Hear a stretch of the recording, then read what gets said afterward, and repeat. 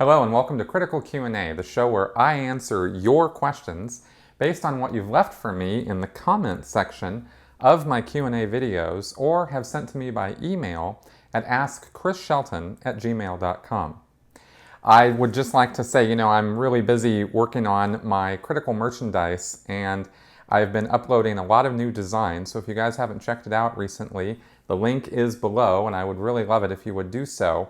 I have been putting this together really because it was just a bright idea on my part to try to figure out how I could exchange with you guys even more for helping to donate to and contribute to my channel and what I'm doing here, because as you know, I am 100% fan-funded by you guys and I can't tell you how much I appreciate that. So I thought I would put this thing together. So I am doing a website actually for the critical merchandise, and oh my god, is it time consuming doing that. Whoa, way more than I thought it was going to be.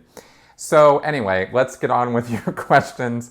We have some good ones, but also if you haven't seen the new series that I've started this week on the culture of Scientology, I highly, highly recommend that you check it out. I have a new, basically it's a 3-part series with Larissa Smith and her parents, Tim and Sylvia DeWall. And I basically have put together an entire family story over 3 parts, very detailed, very in-depth, and really shows the culture of Scientology. It's not just books and lectures that people listen to and that's all there is to Scientology and its wacky, crazy, pseudoscientific beliefs. There's a lot more to it. And if you've had questions about it, which clearly you have if you're watching this show, then I recommend checking out that new series because I'm very proud of it. And this first part is only the beginning. You guys aren't going to believe what's coming over the next 2 weeks on that series. So let's get to your questions. Here we go. Jeff Smith. Many ex-Sea Org, including yourself, have said they went with very little sleep for years. How much did you actually get per week and night? I have read that without proper sleep, the brain begins to shut down. People will hallucinate, make mistakes, go crazy, and eventually die, not including how it lowers muscle matter and exposes you to the chance of getting sick, so it amazes me more Sea Org members don't drop dead from lack of rest. The lack of sleep situation in the Sea Org came in fits and starts. It came in waves. It wasn't a consistent situation where you go in the Sea Org and suddenly you're only getting 3 hours sleep a night, every night, 7 days a week, 365 days a year. It's not like that. It's that I've talked in the past about how when I was in management and how being in the Sea organization, the schedule was pretty wild because there were lots and lots of emergencies being thrown at us. But it wasn't like we were always under a state of emergency or a condition of emergency.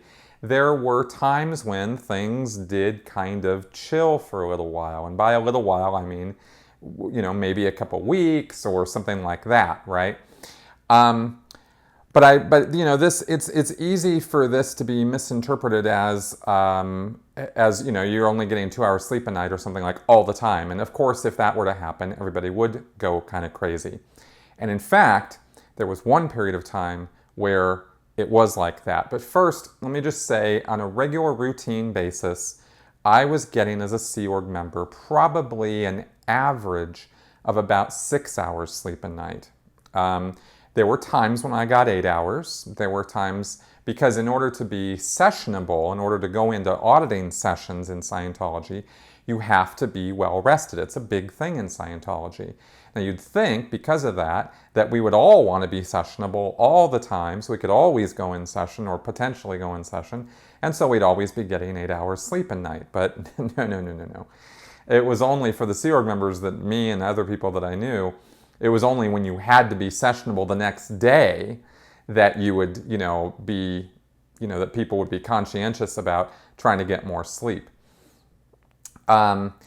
The emergencies would come fast and furious, and when they came, you could get 3 hours, 4 hours, 5 hours sleep that night. You might be up till 2 in the morning or 3 in the morning or something, doing something, and then, you get your 3 or 4 hours and or 5 hours, and you get up the next day and you're kind of bleary-eyed.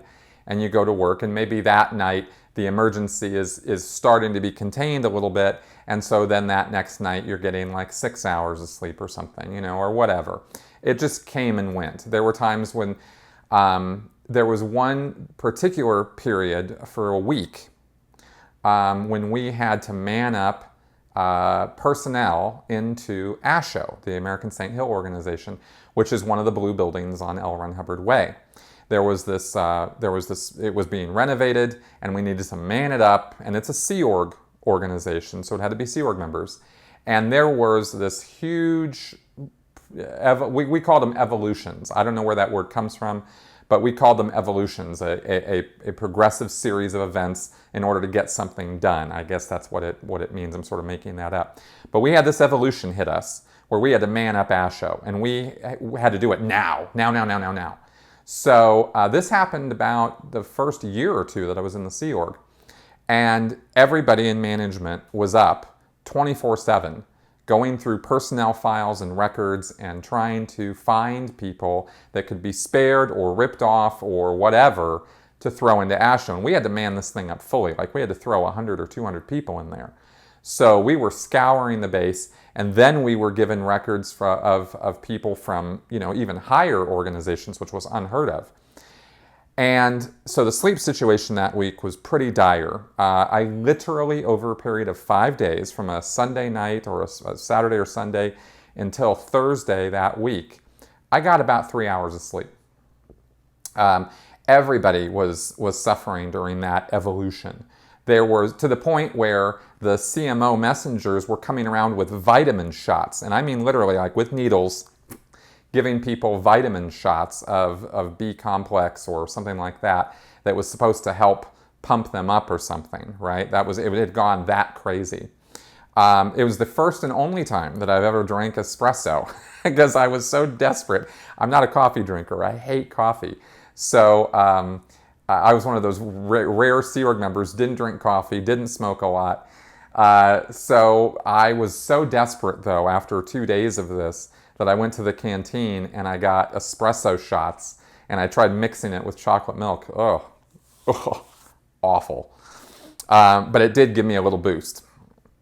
So that was a very, intense 5 days where we were trying to get this thing done. And then after 5 days, and everybody's just bleary-eyed and practically dead, and and somehow we threw some people in there, and then it stopped, and then somebody else came down with a more rational solution to get recruitment going, and the time frame was extended because we were given a time frame of like days, and that's the sort of thing that would happen is these things would come down from on high with these crazy orders to get something done in an incredibly short period of time, and everybody would go and try to get it done. It wouldn't get done almost every time because the orders were so madhouse crazy.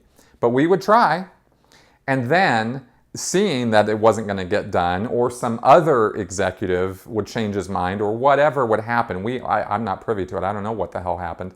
But whatever happened, the order would change. And then suddenly we were off the hook. We had more time. Things chilled. And after years of this, it started to become a thing for me that I would see these crazy orders come down, and I'd just roll my eyes and go, okay, well, we're going to have to all go crazy for a few days, but then, it'll probably chill out, and, because we're going to get done as much as we can get done. And I sort of resolved it and justified it in my mind that this intense pressure was coming down in order to try to get us moving things forward, move the ball down the road faster, even though they knew, and we all knew, that these orders were crazy, right? They were just wackadoodle. And that was the only way I could sort of rationalize it in my mind as to how did I live in this crazy world.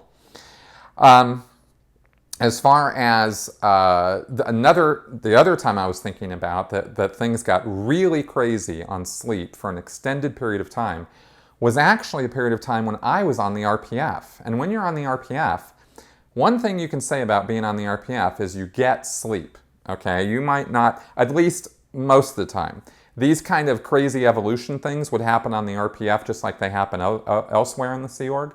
But for the most part, when I was in the Sea Org on the RPF, it was 6 to 7 hours a night, which was kind of luxury because you had to go in session or had to be sessionable and ready to go in session every single day. That was the only way you were going to get off the RPF. So sleep was kind of a thing, and you were given just enough time, and you learned very quickly when you got on the RPF that when your head hit the pillow, you needed to be asleep. Like, you went to sleep. There was no laying around in bed sort of thing. Like, you learned how to do that. So it was just barely enough time to get your body rested enough to be able to go into session. But while I was on the RPF, the basics came out. And this was this new series of books that Miscavige had revised and released. And I think this was in 2006 or 7 or something. And when these books came out, there was this massive order and push to sell them all. And you guys have heard about this. And this is with the call centers and the people and the crazy discipline and that sort of thing.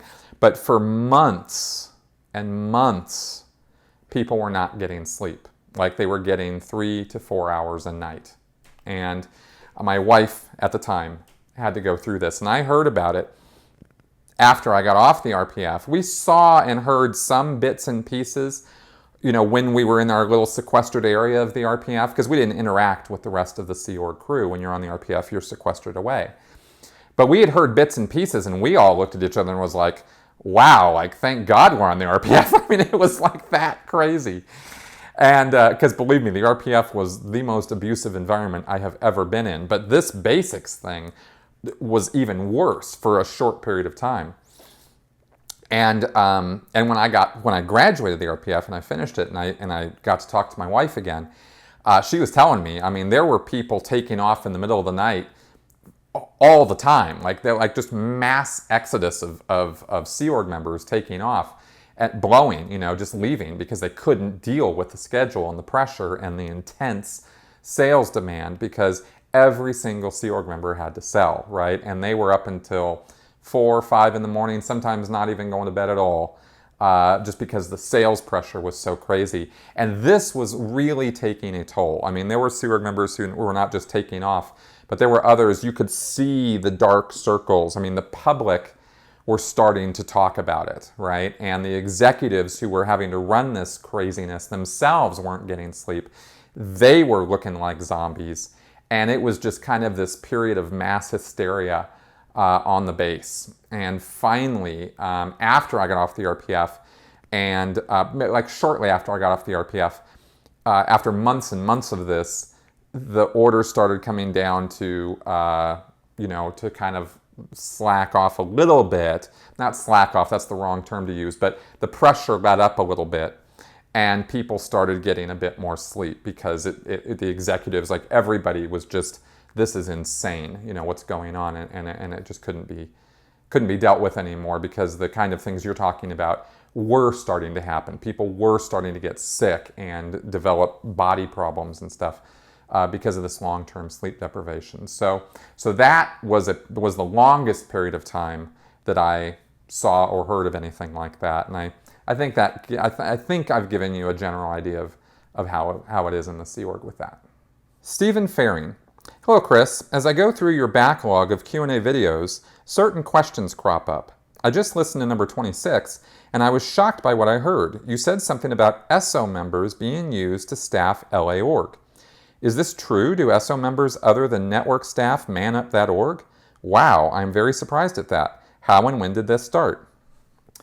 I'm not sure exactly why this happened, because it happened after I left the Sea Org. So all I can really talk to you about with this is that yes, that happened. It happened with the LA organization. It hasn't happened with other Class 5 organizations, local city church organizations. But it happened on the base there in Los Angeles, the big blue buildings. All those buildings are now manned up with only Sea Org members. There aren't regular staff members in these organizations, or at least very, very few. I think some stayed on in LA org, just a couple, but for the most part, it's all Sea Org. This was I don't know why this decision was made, but it was, and so this was going to solve some personnel issue or problem with the LA orgs, in terms of stabilizing the number of staff they have or something, because one thing you can say about Sea Org members is they tend to hang around longer than your Class 5 staff members who are on 2.5 or 5-year contracts. They come and go. But the Sea Org members, they're on billion-year contracts. They ain't going anywhere. So for whatever reason, Miscavige ordered that this be done. The staff members who were at LA Org, well, I think were given the option of either leaving staff or they were transferred to other Class 5 orgs in the LA area, like Pasadena Valley, and I think that's where they mostly went to. And again, it was pure madness. When that happened, we all went, huh? Because Class 5 orgs are supposed to be staff, But this was part of a whole reorganization that got done with the PAC base. New command teams came in for every single one of the Sea Org organizations. All the old school captains and their executives got the boot. And I don't know what they're doing now. Some lower post, I'm sure. And I'm sure some of them got in trouble or whatnot, and other ones, moved around. But this was part of a whole reorganization. I wish I could comment more about it. I wish I knew more about it or understood why it was done. I doubt that most people in the Sea Org actually know why it was done. I'm sure there's some sort of, fluffy reason given for it, but as to why it was actually done, I can't really say. Stephen Newman. Have you heard or read anything of Black Dianetics or Reverse Dianetics? I saw a video of 2 top former members, Marty Rathbun and one more, who talked about this before and wonder what you can say about this or how is it used. Is this somehow also used by LRH or is this somehow created? Did you experience this or saw it was used? In the early 1950s, 1951 or so, Hubbard started talking about Black Dianetics, meaning a perverted or corrupted form of Dianetics. Hubbard put out the book Dianetics, Modern Science, Mental Health in 1950, and he started giving lectures immediately on the subject. And it might have even been as early as 1950 that he coined the term Black Dianetics, meaning that you take Dianetics techniques and you use them for nefarious, evil purposes. Now, of course, we can all, sit here and conjecture about how Hubbard used it for nefarious, evil purposes, or how its very structure and organization was nefarious and evil.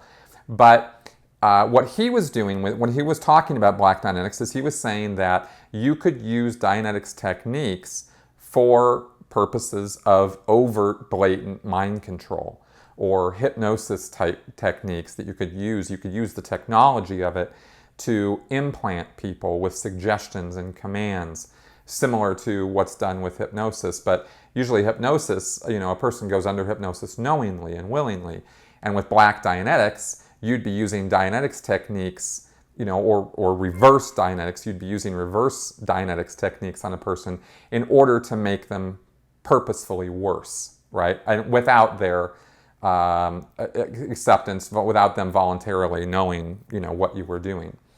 I'm not really sure why it was that Hubbard talked about this or got into talking about this, but he presented it as though it was part of this, sort of conspiracy theory that he started formulating about how the AMA and the APA and the FBI were working against him because he had presented the world with this technology that was capable of freeing people. And in the book Science or Survival, Hubbard talked about pain drug hypnosis and how he had uncovered through Dianetics research that this stuff called pain drug hypnosis was being done on people by the military in order to get them to forget things or get them to be involved in projects and then make them forget about anything that they had done in being involved in it. Kind of Manchurian Candidate sort of stuff.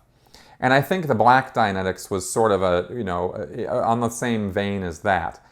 Whether that actually is true or not, that pain drug hypnosis exists or that the government has done it, well, I don't know. I certainly can't sit here and say that that was never done.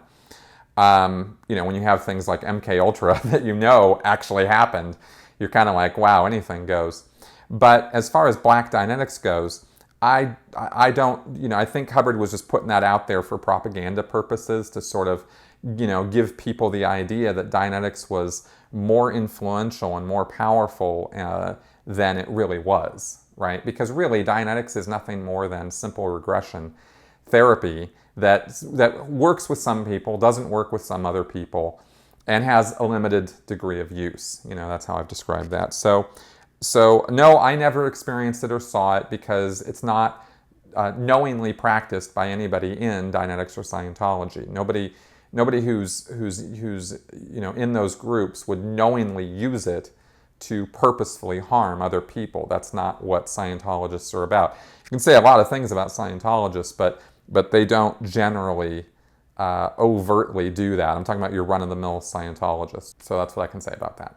Marta Fjord. Hello, Chris. I really like the way you think, which is admirable, not only for someone who had been living in a brainwashing cult for a long time, but also for any other ordinary human being. I wanted to ask if it is possible for someone with enough money to practice Scientology in secret, given the worthy bad press Scientology is getting the last few years. Someone like Will Smith, for example. I know you said before you don't think he is a Scientologist, just a study tech fan, and I know he is very cautious in his interviews, but his teenagers can't seem to keep a secret. They always talk about how they want to save the planet or fix the whole planet Earth, just as Scientologists say they want to clear the planet. They think they have superpowers like manipulating time, as people high in OT levels think they do, or as Tom Cruise has said also. The son also recently said he remembers being a baby. The daughter said he never reads other books except the ones from her study tech. Their parents always treated them like adults. And then there is the propaganda movie After Earth. Do you think there are people practicing it totally in secret? Well, I know for sure that there are people who practice Scientology totally in secret. I can't say who they are because it was kept so secret that I never was privy to who those people were. But we knew that and heard rumors, and I had talked to people at Celebrity Center. We're talking about celebrities now, either high-profile celebrities who didn't want the Scientology connection known about, or executives or business people or things like that, people who didn't want to be publicly known as Scientologists. We always thought, especially when I was in the Sea Org, that was really weird. I could never get my head around why somebody would covertly be a Scientologist. It just didn't seem to make a lot of sense to me. But that was when I was in the bubble world where we thought Scientology was the greatest thing ever. An example of somebody who's a rather, or who was and maybe still is, a rather covert Scientologist, right, pretty hidden, is Skrillex. He's a musician and his family are Scientologists, and he's very, very, very rarely commented or said anything about it. His name is Sonny Moore in real world. And he comes up in the interview I did recently with Larissa, which is how I found out that he had Scientology connections. I didn't know up until then. And so anyway, this is a known thing that there are people involved in Scientology. I always wanted to work in Celebrity Center so I could see the list and see who is involved in Scientology that I didn't know about, because people in the Sea Org have stars in their eyes about celebrities as much as anybody else does. So I'd always hoped to see that, but I never did. That was a list I never got my hands on. So, Mr. Bazzini, your interview with Aaron Ra was outstanding. You must have him back on your Sensibly Speaking podcast. In the interview, he refers to Matthew 10 from the Bible. I Googled it and was utterly shocked by what I read. I would be very interested in your thoughts on that chapter of the Bible. All right, well, I got one of these Gideon Bibles here, and so I had not read, Matthew 10. So I did so, and I won't read you the whole thing here, but just to reference what I think Mr. Bazzini is so shocked and appalled by. This is the chapter where Jesus sends forth his disciples. He names them and sends them off on their way on a mission to go out and deliver the good news about, his coming and the word of the Lord and that sort of thing. And this is where he, says that they're not to, carry money and, only have one staff and, don't have shoes, have sandals, and, go out and go to the lost sheep of the house of Israel and preach and, tell them that the kingdom of heaven is at hand. And then it gets into a part here which I'm sort of, this isn't really too shocking of stuff. He's just saying go out there and that people are going to have things to say against you. To the disciples, he's saying this, right? There are people who are going to, talk some pretty serious shit about what you're saying, and you're going to, have a hard time with some of them. But when Judgment Day comes, they're going to, reap the whirlwind. But then it gets into this part, which is probably what you're referring to, where he says, "Think not that I come to send peace on earth. I came not to send peace, but a sword. For I am come to set a man at variance against his father, and the daughter against her mother, and the daughter-in-law against her mother-in-law. And a man's foes shall be they of his own household. He that loveth father or mother more than me is not worthy of me, and he that loveth son or daughter more than me is not worthy of me. And he that taketh not his cross and followeth after me is not worthy of me. He that findeth his life shall lose it, and he that loseth his life for my sake shall find it." So, and then there's a few more paragraphs of similar vein here. So basically these paragraphs, as far as my thoughts on it, are where Jesus lays out himself as a cult leader. Saying, look, my word is higher than and more important than anybody else's. And if this is going to rip up and disconnect families and mess things up, so be it. Because there isn't anything more important or more powerful than what I have to say.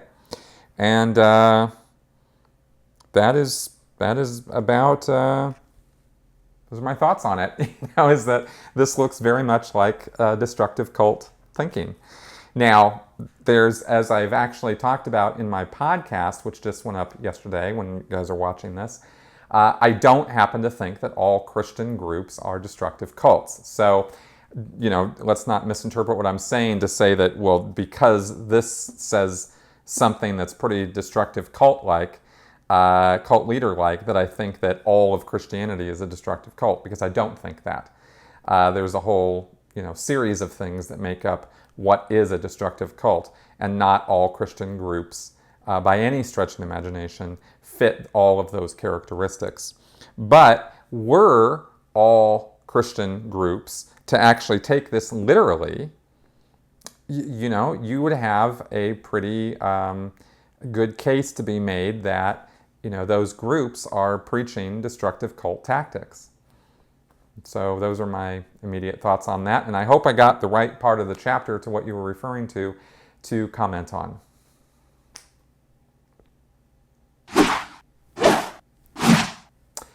And it's time for Flash Answers. Spike Robinson. Hey Chris, crazy question. I know that other bits of things can be added other than clay in the clay demos. So did anyone ever resort to using action figures or similar to represent people instead of making them out of the clay?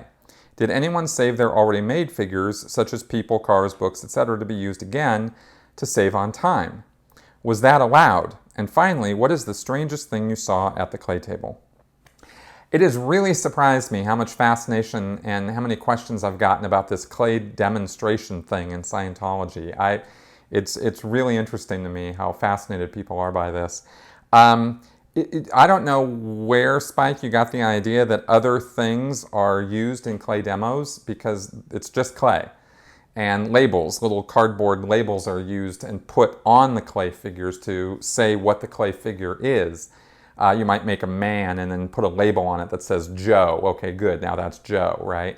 But you would never use action figures or something like that. That would be against the whole theory of what a clay demonstration is, which is to, with your own hands, make the things out of clay. So anyway, so that's a key component of clay demonstrations, is that everything in them is made of clay. And yes, people did reuse figures and things from clay demos when they were making more than one at a time. You might do one clay demonstration and then you have to do another one and then another one. Well, you just reuse the same figures and, work them around and that sort of thing, but you're still molding clay. And as far as the strangest thing I saw at the clay table, I saw a guy who decided that in order to show a married couple and show that they were a married couple, he showed them having sex. That was a little bit weird to me. That's the strangest thing I ever saw. Nick Aloya. Do you think that at some point that all of the orgs will end up being solely run by the Sea Org? The reason I ask is because it would seem that there would be a minimal amount of volunteers to staff the orgs. What is your opinion? By this, I think you're asking whether Sea Org members would actually go be the staff members at all of the churches of Scientology. And no, I don't think that's going to happen because they can always recruit, Scientologists to be staff members at their churches. And I don't know why they would, switch everything up to be Sea Org members. That would be a logistical nightmare, and it would be very, very difficult. And it would also be very costly for the Sea Org to do that. So I can't think of why they would do that. Judd Ford. Hi there, Chris. Love your stuff. Can you please tell me why you think Deepak Chopra is a fraud/fake, as I have done a bit of his stuff, but having gotten out of Scientology, I don't want to go from one cult to another. Please, please, please stay away from Deepak Chopra and his pseudoscientific nonsense.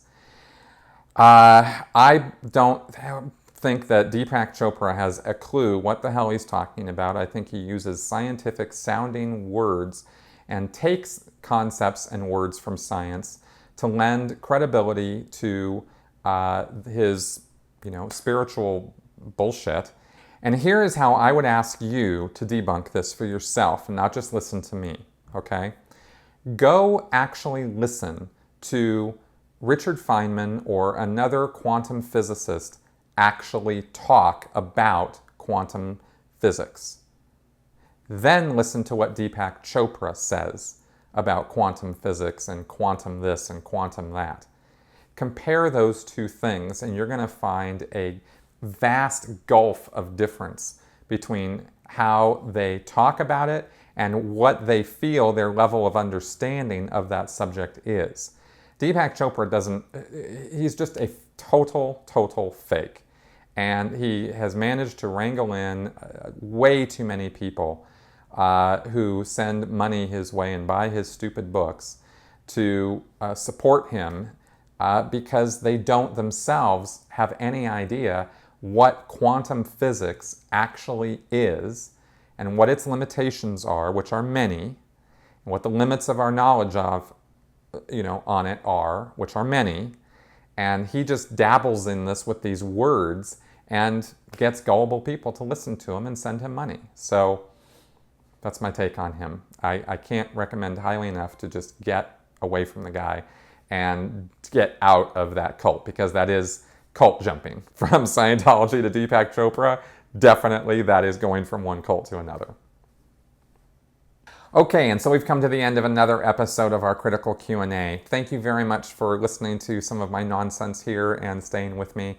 If you have any questions, comments, or feedback, leave it in the comment section. I'm wide open to hear anything you have to say, good, bad, or indifferent.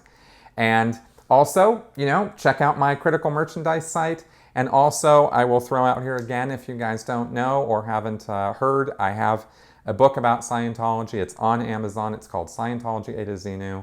Check it out. I'll see you guys next week.